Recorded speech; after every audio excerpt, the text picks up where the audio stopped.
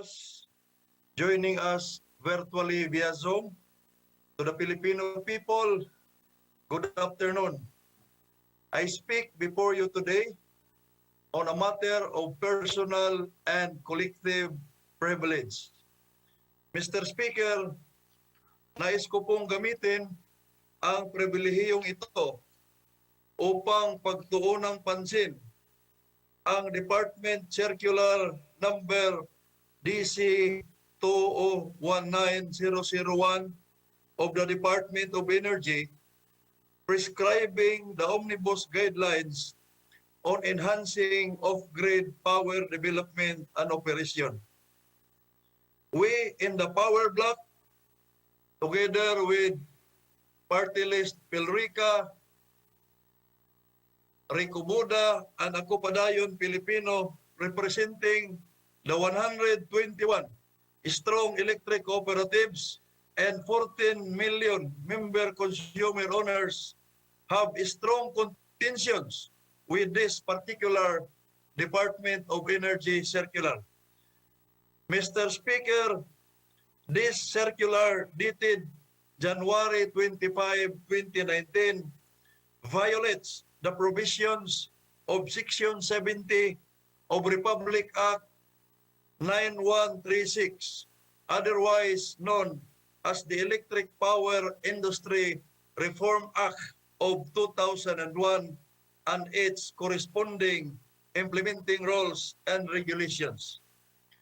Section 70, Mr. Speaker, of said law mandates that the National Power Corporation through the Small Power Utilities Group or NPC-SPAG will perform the missionary electrification function with the responsibility of providing power generation and its associated power delivery systems in areas not connected to the transmission system, and with funding from the revenues from sales in missionary rates and universal charge for Missionary Electrification Fund or UCMA.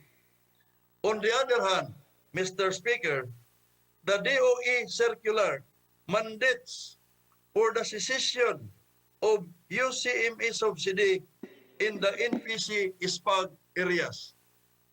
Moreover, Mr. Speaker, said circular clearly states that the phasing out of said subsidy in the off-grid areas will be done gradually once the area is interconnected into the grid and becomes commercially viable. However, Mr. Speaker, none of these off-grid areas are connected to the grid, and yet the Department of Energy is already imposing the removal of UCMA subsidy in these areas. Mr. Speaker, it is a well-known fact that the generation cost of electricity in small island grids or missionary areas is very expensive due to the economies of scale and the limited available power generation technologies that can provide continuous, dependable, and efficient solutions in providing electricity to the isolated grids like diesel power plants. Thus, the need for subsidy while they are still in the off-grid. Mr. Speaker, we strongly oppose phasing out the UCMA subsidy in off-grid areas, as this would result in a huge increase in the electricity rates and will unfairly burden the households consumers in these areas.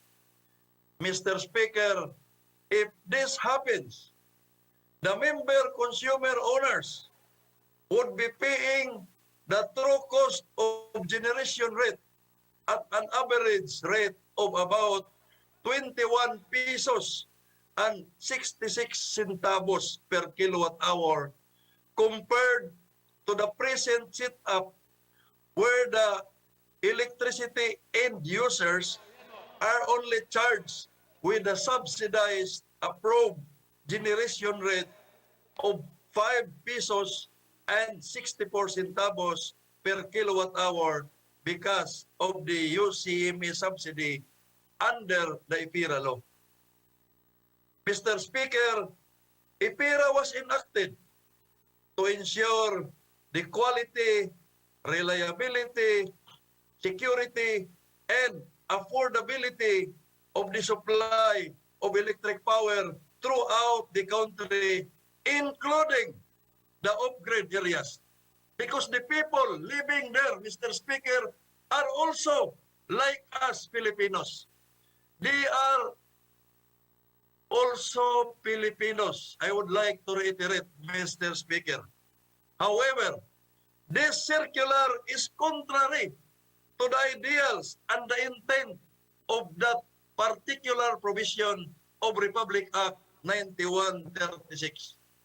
If the UCME is phased out, the electric consumers would deeply suffer from spikes in electricity charges.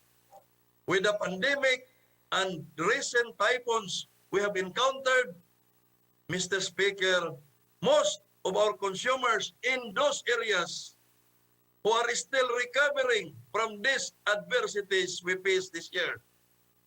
We owe it to the people who serve to uphold guidelines and legislations that protects their rights and welfare. That is the intent, Mr. Speaker, of the framers of IPIRA in putting up Section 70 because they are aware that it would result in unequal distribution of government subsidy. Mr. Speaker, this particular circular of the Department of Energy is indeed preposterous as it is untimely and imprudent. We therefore urge the Department of Energy to reassess the wisdom of this particular circular. Mr. Speaker, as vanguards of the rural electrification sector and as pursuers of sustainable rural development, we stand with the electricity consumers in the off-grid, small islands on missionary areas. Electricity at this point in time is a right of every Filipino. It is no longer a privilege, no matter where they are living in our archipelago.